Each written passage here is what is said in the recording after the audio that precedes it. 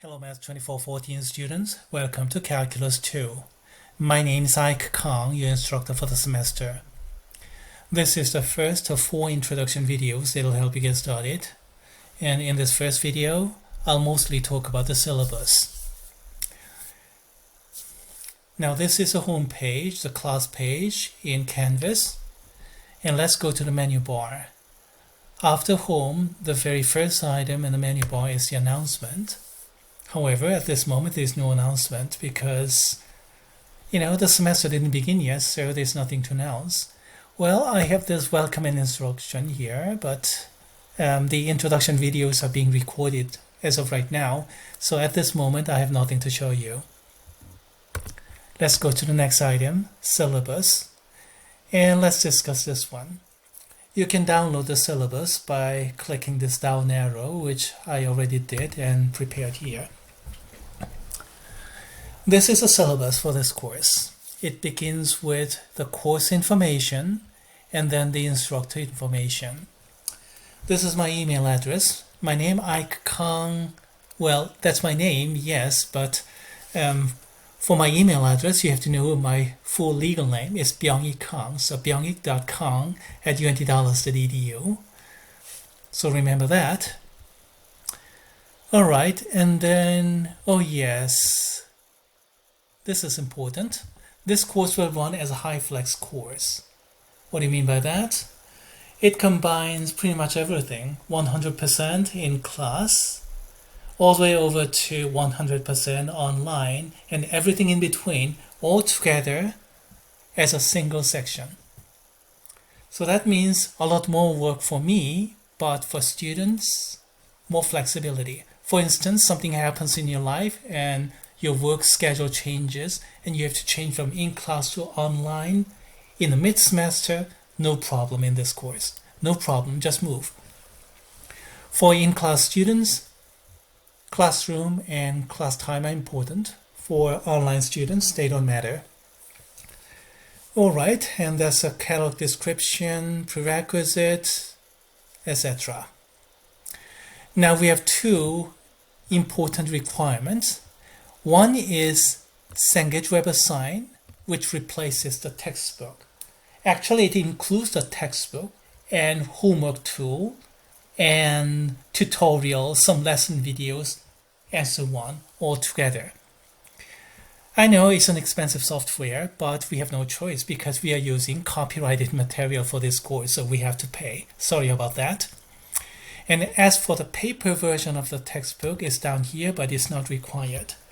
If you want paper version, but if you don't want to pay a lot of money for this newest version, then you can consider the older version of the same textbook.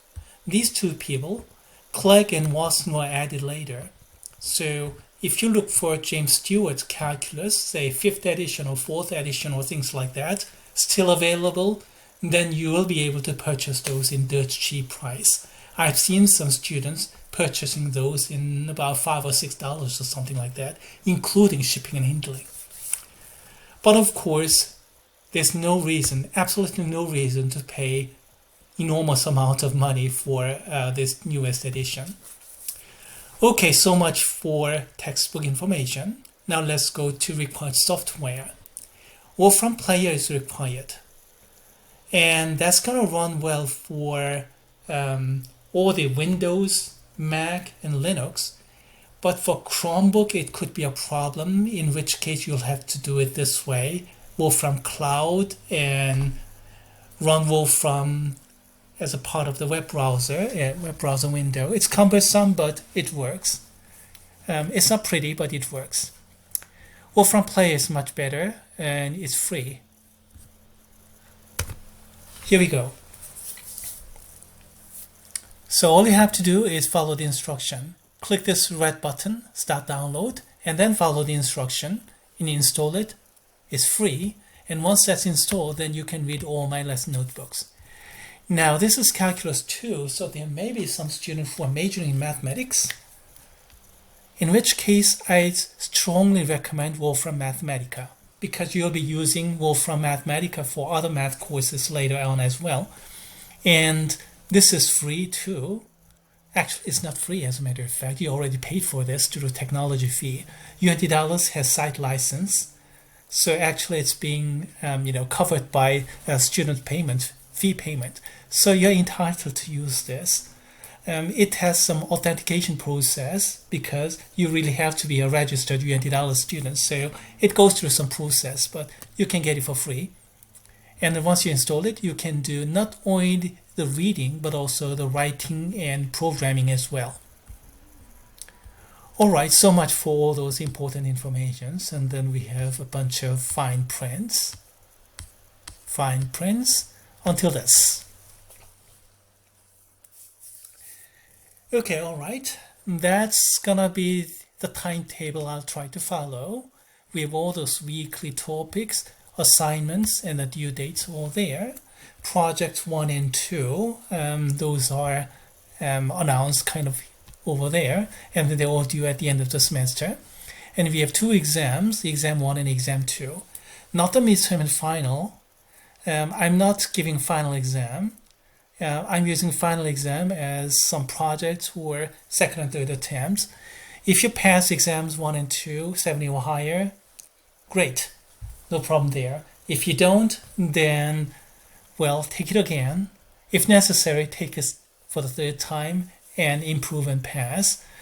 And my policy is to cap the maximum up to 70 so that the student who did better in the original test will be protected. So for example, if you end up scoring 35, do not just give up the entire course. Study more and then improve it up to 70.